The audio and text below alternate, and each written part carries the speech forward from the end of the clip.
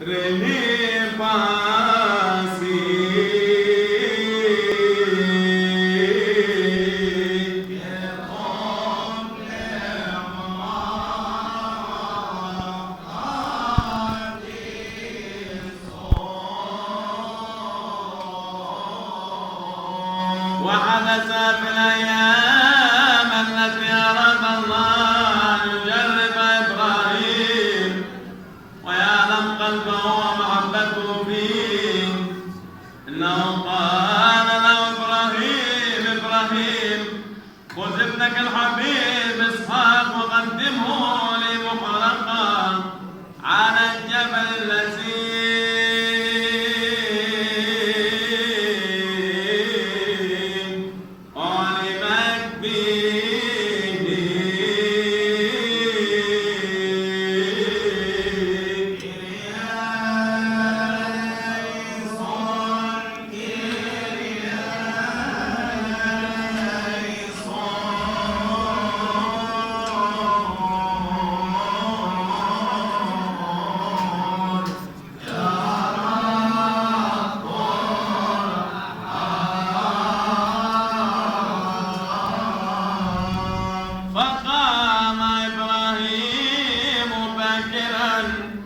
وأسرج دابته وأخذ غلامين وإسحاق ابنه، وأخذ سكينا ونارا ومشى على الأرض، فرأى الموت من بعيد الذي يعلم به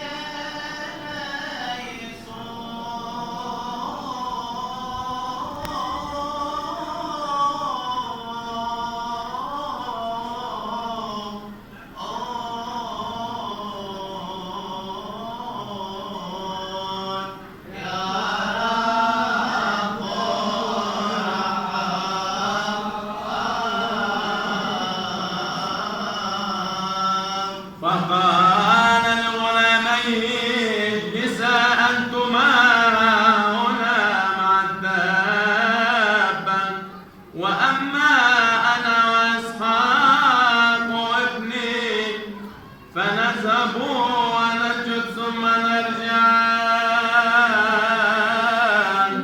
إليكما.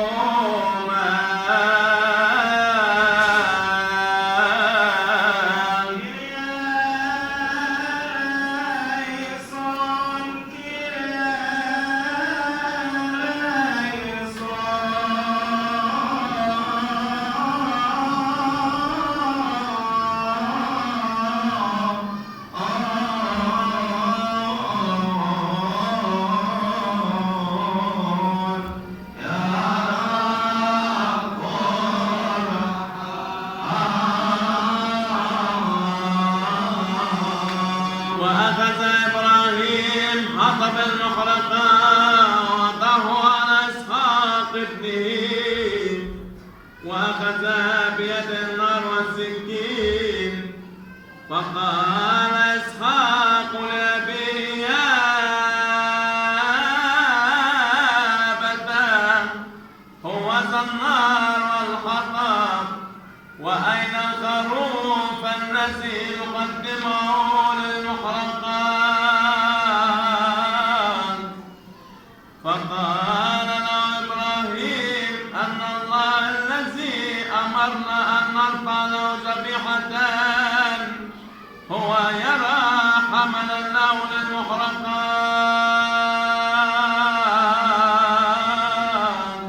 يا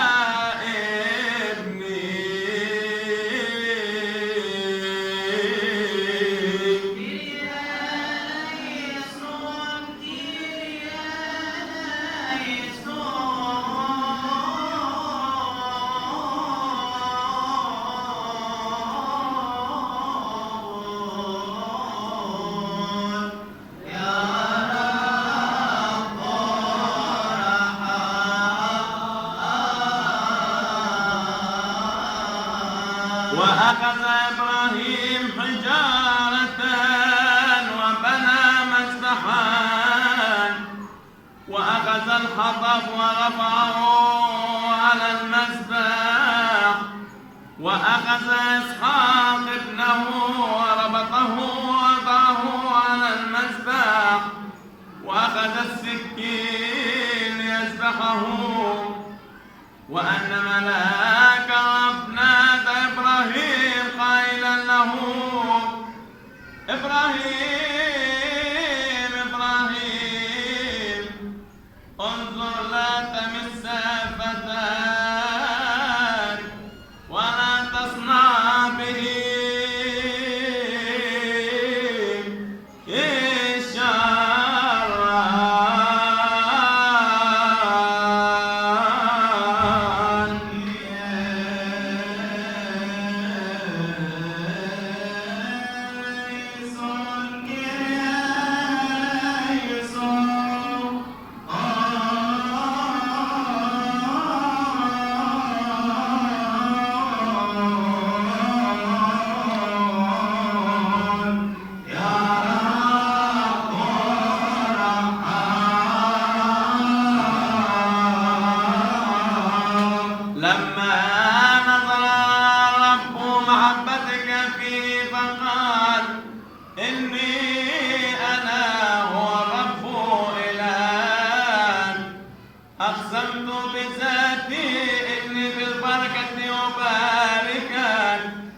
وبالكسرة يكسر نسلان.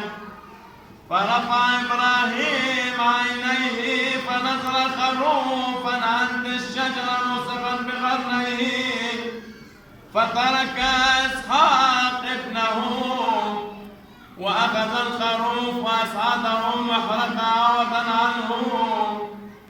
فذبح إسحاق كان إشارة إلى حرق دم المسيح ابن الله على الصليب عن خلاص العالم. وكما حمل إسحاق حطب المحرقات، كذلك حمل المسيح خجلة الصليب. وكما رجع إسحاق حيا، هكذا أيضا المسيح قام حيا من الأموات وظهر لتلاميذه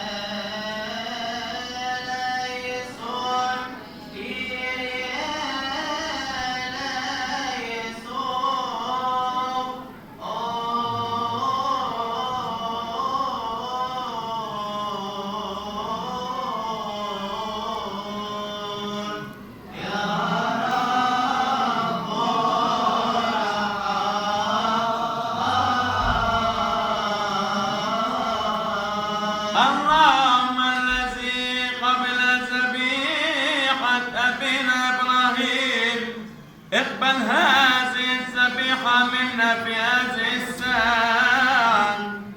بارك هذه القرابين، بارك الذين قدمت عنهم، نيح نفوس الأموات، فليبارك المسيح على قلوبنا جميعا وأرواحنا، لكي بقلب طاهر ونفس مستنيرة ووجه غير مخزي وإيمان بالآليات ومحبة كاملة ورجاء ثابت نكسب بدالنا بغير خوف أن ندعوك يا الله الآب القدس الذي في السماوات ونقول: أبانا الذي في السماوات